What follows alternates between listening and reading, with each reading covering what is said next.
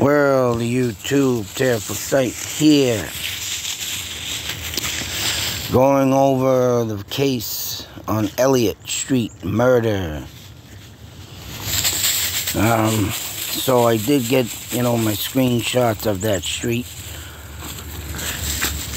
And I did want to go over the house and the year it was built. And I find something very interesting as you look down the street that I was down.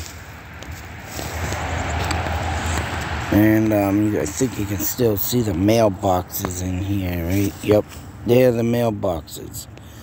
And I did look around that day to see forth what could have been maybe a house standing, but and what you'll see in a few minutes when I get to that point, is going to be very interesting, very interesting. I just can't understand why the city is not moving these mailboxes, or why even not the residents move them. And they don't go to the Elliott Street house. Weird. And also, just strange, this is not the front of this house. This house is not on Elliott Street or addressed to Elliott Street. It's addressed to Gage Street, which is this street here, as you can see. But that would look like a back porch. This would look like the front porch. But for whatever reason, this house is even, looks screwy.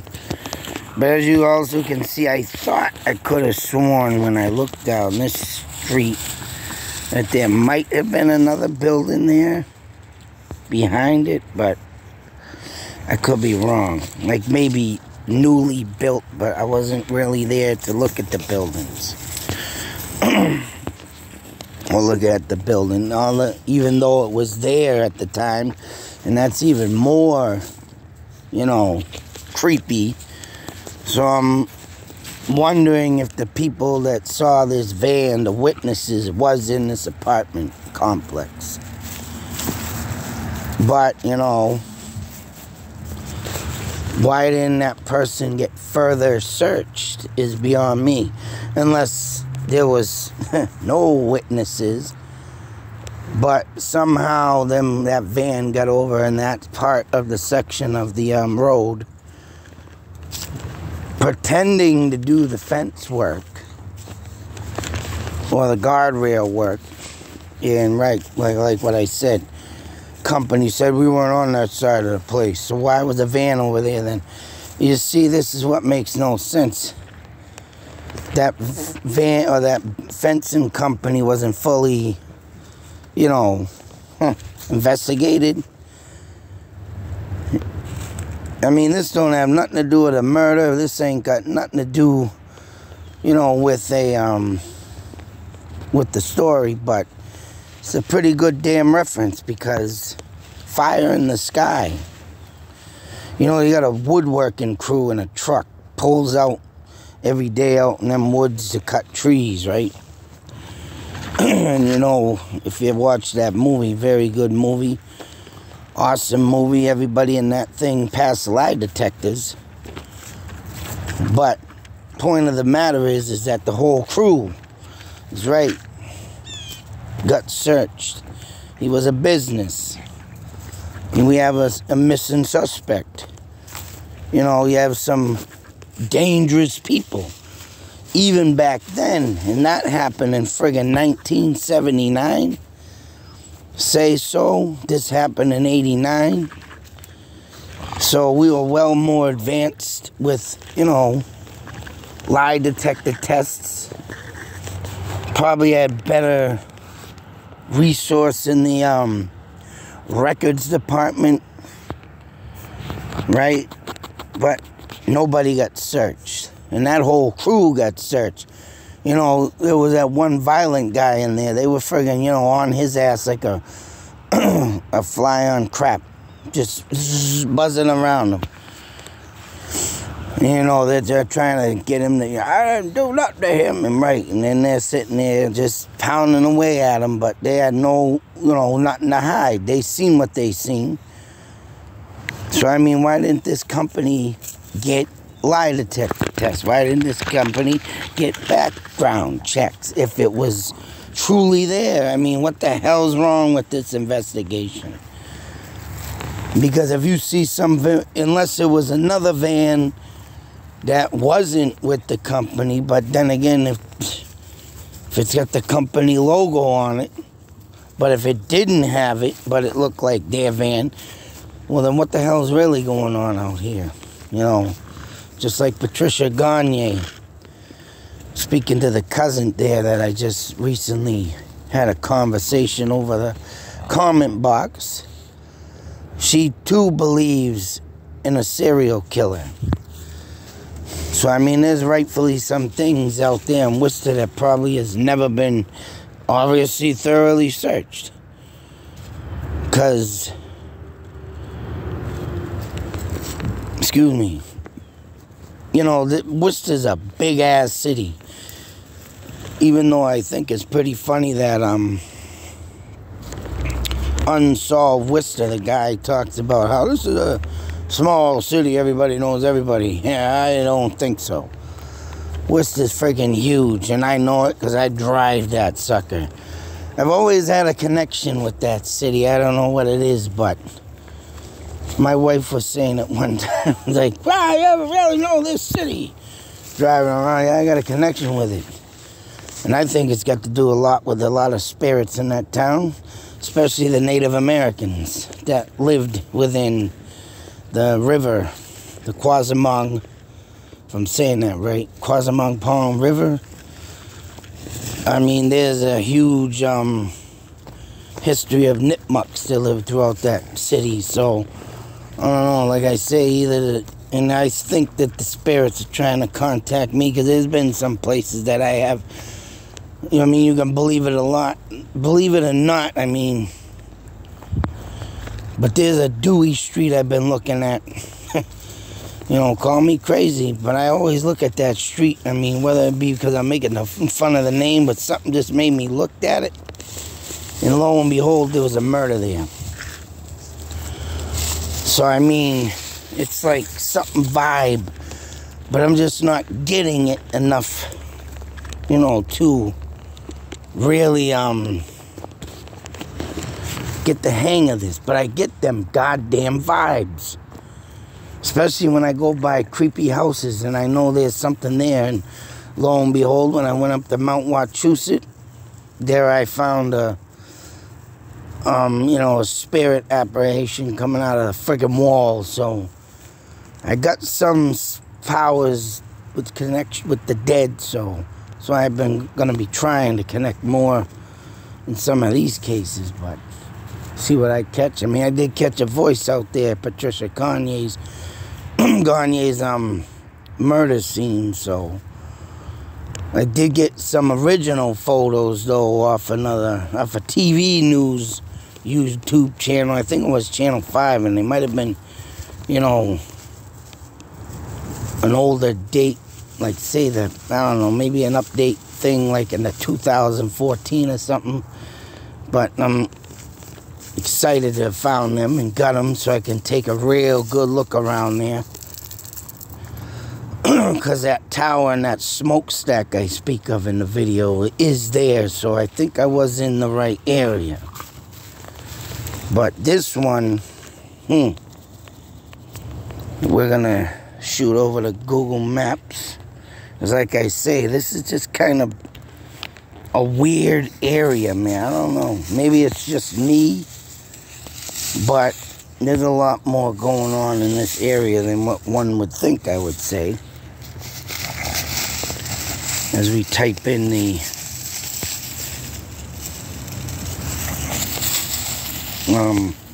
100 Elliott Street.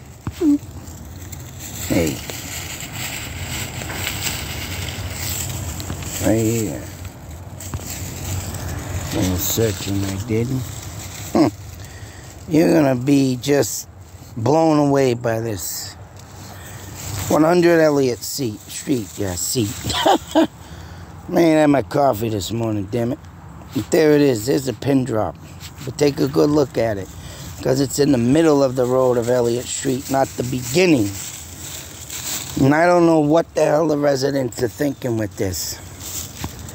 Because this is the other side. This is supposedly the other side of Elliott Street, where the guardrail workers were working. Whether it be over here, at this apartment complex, or right along the ridge of the big pond, Bell Pond. That also is mentioned, of course, in this whole area. This road is supposedly a road where kids would do partying, burn cars, or even throughout the wooded areas here for paths, I believe, but it is now all blocked off. And actually, I didn't know it, but I was at this place delivering a food order, and this is just a bizarre place to even, visit. It's just weird how this setup is. I get a weird vibe, just the way it's set up. But being here, what the hell's wrong with these people? The road obviously don't get plowed, and as you can see when I was down there, it was full of friggin' leaves. So you mean to tell me these people literally walk all the way down here, just like that guy I seen that day? But what was even more funny is how that guy, they must have cameras set up in these woods too. Probably for illegal dumping or a nice school murder. But as you can see, they gotta walk all the way down there to their mailbox. I don't know why the tenants are doing this in that house. I don't know why, unless they're made an agreement with the police department maybe because of this murder, or maybe because there have been more murders. But whatever the case may be, they probably do this type of stuff so they can keep an eye on their road. But there you go. What was that guy doing in the friggin' bushes is beyond me. Because when I watched him, I seen him walking towards me way down the other side. And then all of a sudden, I looked again, he's disappeared. And then I see him bob up out of the bushes. It's like, wow, buddy, what, you stashing something over there? Or, bizarre area, man. Just bizarre. But as you can see, who knows what other sinister things are happening there. And I don't know why anybody would want their mailbox on the other side of the street. Only because of the simple fact that, and how the hell do they do their trash? Because if you gotta, I don't know, they must work that out already, but that would be pretty messed up. You'd have to walk all your trash down there and put it in a little trailer or something, drive down there. Well, they just get a damn stupid lawnmower so they can drive down there, and, or a little dune buggy or a golf cart so they can go get their mail. Four-wheeler for the winter, They're going to walk that or even just drive to it when they're, cars. It still just makes no friggin' sense of why that house and mailboxes are separated. Hell, why the road is closed. Because if there's residents down there, and I believe that big long building is a residence building, or something, I don't know. It's just, there's certain things that, I just keep my nose out of. Because I don't want to be, all the doors in Worcester are locked. I've noticed with doing DoorDash, right? You got a lot of places, and they say, leave it at my door. And they have an address to the second floor, right? And leave it at my door. And I think I've gotten some stupid people that put bad reviews on me because I left it at the porch. Because the door is locked. You can't get up there. And then they say no contact delivery. And it's like, so what the hell are you supposed to do? You can't contact. You can't, it's like, okay, I'll just leave it here. And it's ridiculous. But anyways, all in all, this bizarre case that right, there was a company and not thoroughly searched, that's damn right I'd be throwing some lie detectors on these jerks. But if that was an unknown, unmarked van, well then, hey, well, they should have figured that out too. So, all in all, I mean, this is a very tragic, sad story. And I believe that, right, it's just, I'm sorry, it was poorly investigated in my eyes. Because here we are, they said they had a break in the case, but, you know, what was it, like in what I mentioned in one video, 2017 or something, or 2014 or whatever the hell it was, and yet still here it is, 2022, and no suspect. So with that being said, folks, love to do these kind of videos because it brings out some, you know, light to why, you know, some things just linger in the air and you can't put a finger on it. So with that being said, till the next video, be safe, take care, and it's almost rightfully to say that this person is probably still out there. And that's very scary to think. You know, whether or not it was a, like I said, an admirer, right? Knew the graduation was going to cut short of everything. If I can't have you, nobody can type thing. Or maybe it was a serial killer. Whatever the case may be. Cases like this, man, oh, always aggravate the crap out of me. Not enough evidence, not enough searching, and just, you know, not enough of nothing. That's it, folks. Out.